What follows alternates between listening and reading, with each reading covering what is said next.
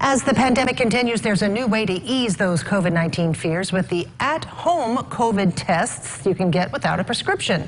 But how effective are they, and which ones could be best for you and your family? Well, here's Becky Worley with more in today's Healthy You. News of the first rapid at-home COVID test that gives results in 15 minutes that will be available nationwide at pharmacies. Abbott Laboratories announcing they're shipping Binax Now tests to CVS, Walgreens, and Walmart to be available later this week without a prescription.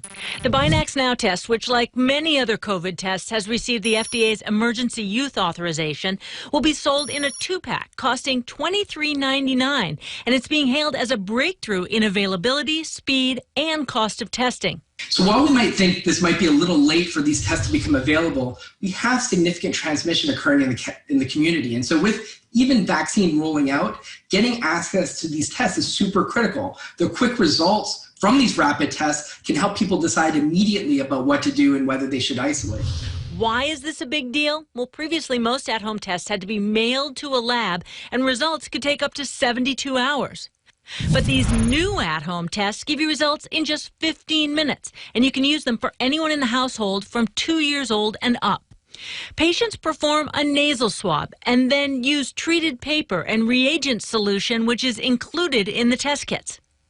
But these are antigen tests, whose accuracy is estimated to be about 15% lower than the gold standard PCR tests. Is that there's no prescription needed, they're over the counter, no healthcare provider or lab is needed. And so with these tests, we hope that they can be sort of an important weapon in finally getting to the end of this pandemic.